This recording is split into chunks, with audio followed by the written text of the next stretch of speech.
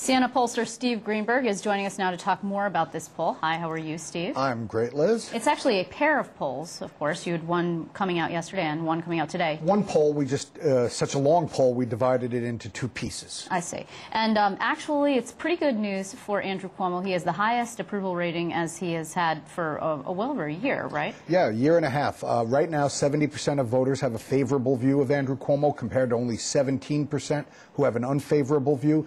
Best favorability rating he's had since August of '09, and it's within 1 point of his all-time high. It's 71% that he had in June of '09. Okay, but this is not surprising. I mean, the man just got elected with a very high margin. He's here, and he's making all the right noises, of course, and he really hasn't done anything that merits being really angry with him or not being really angry. I mean, he's making noises about cuts and things that people aren't going to like, but we haven't actually seen them yet because the budget hasn't come out. Exactly right. Look, at this time 4 years ago, Eliot Spitzer had a 75% favorability rating. So Andrew Cuomo's a little bit below that. Oh, he's not going to like that. Well, I'm sorry. Eliot Spitzer also won by a larger margin than Andrew Cuomo did. He did. You're right, though.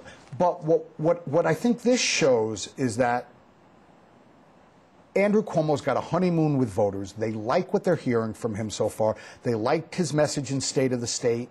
They liked his message in the inaugural. You're right. When it comes to actual cuts in the budget, that'll be the key to see if this honeymoon continues or not.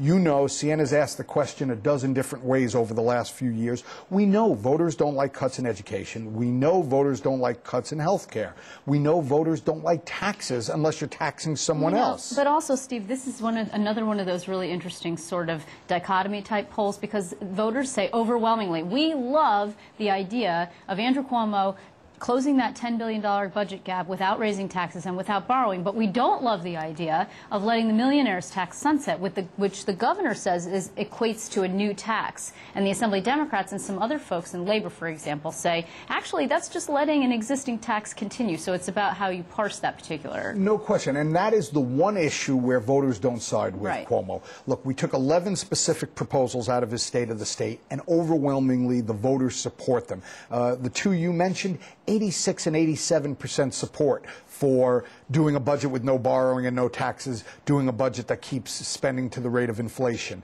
The weakest one that Cuomo proposed, quote-unquote weakest, was same-sex marriage. But even there, 57% support, 38% oppose, a 19-point margin. But when we asked voters about the so-called millionaires tax, and what we said to voters is, 2 years ago, a tax was passed, a personal income tax increase on those making more than $200,000, raised their tax from roughly 7% to 9%, scheduled to expire at the end of this year.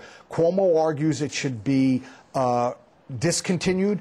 Some legislators argue it should be continued. 55% say they'd like to see it continued. 42% say they'd like to see it expire.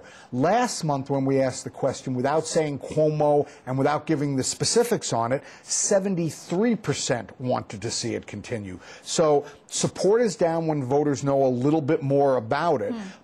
And also, as you know, voters always support taxing the other guy, and the vast majority of New York voters don't make $200,000 a year. But you can start to see some kind of wiggle room there, although so far the governor has been quite certain and quite in his language about how he doesn't want to see this go. He says no. He says, I consider that a new tax. But you could see that in some way, shape, or form maybe coming down the road, because also David Patterson was quite definitive in his language when he said he didn't want a millionaire's tax, and he ended up flipping. Now, of course, David Patterson is not Andrew Cuomo. However, there are some people who say you're not going to be able to cut your way out of a $10 billion budget deficit. Again, we haven't seen the budget. We will see it on February 1st. But also interesting in here that's particularly interesting, again, providing financial incentives for local governments for education, I would assume, and for consolidation. Consolidation and merger. Okay. Establishing public campaign financing for elections. 70% of people think that's a great idea. Not cheap. It's between $50 million and $60 million. And we would probably lose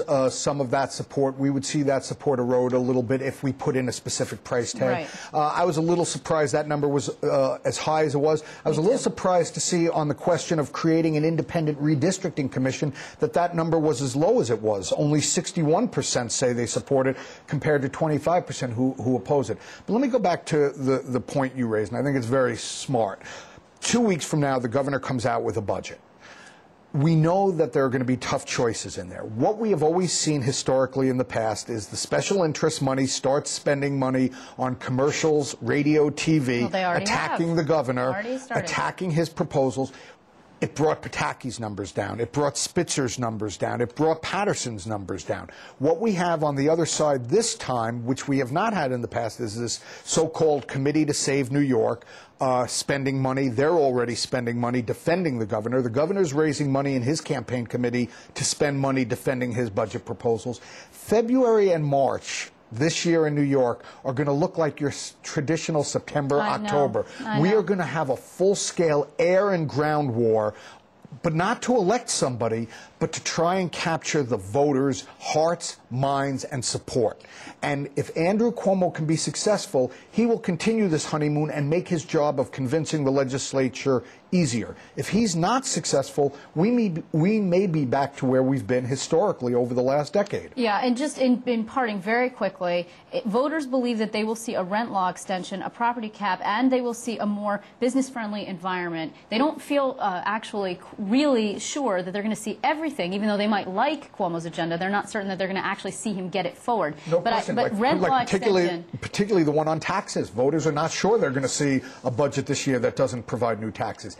We included rent regulation in this series of questions, not in the original, because the governor didn't make it one of his specific proposals. It's the Assembly Democrats. Absolutely. But 77% of voters believe it is likely that we will see an extension of rent law protections, principally for New York City, but also for some places upstate and the suburbs. And that says something about the power of Assembly Speaker Sheldon Silver, does it not? And it shows that he is likely to have public support when he goes to push for that. Okay. Well, I'm sure you'll be revisiting. In the meantime, I want to thank you very much for coming in. Thank you, Liz.